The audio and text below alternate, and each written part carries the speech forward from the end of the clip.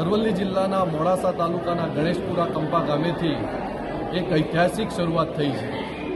ગણેશપુરા કંપો અને આસપાસના 7 કંપાના કચ્છી પાટીદાર સમાજના ભાઈઓ અને બહેનો 200થી વધુ લોકો આજે કોંગ્રેસ પક્ષમાં જોડાયા છે.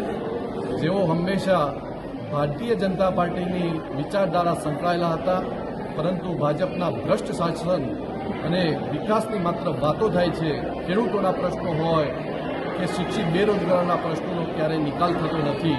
ત્યારે આજે ખૂબ મોટી સંખ્યામાં જ્યારે કોંગ્રેસ પક્ષમાં જોડાયા છે, ત્યારે જિલ્લા કોંગ્રેસ સમિતિના પ્રમુખ તરીકે એમને હું આવકારું છું.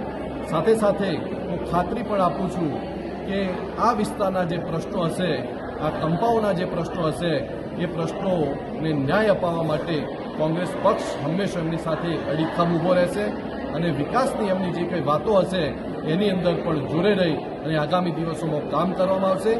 જે કંપા સહિતના જે તમામ આગેવાનો અને ખૂબ મોટી સંખ્યામાં જ્યારે બહેનો પણ જોડાયા છે કોંગ્રેસ પક્ષમાં, ત્યારે હું દિલથી ફરીથી એમને આવકારું છું અને અભિનંદન પણ પાઠવું છું.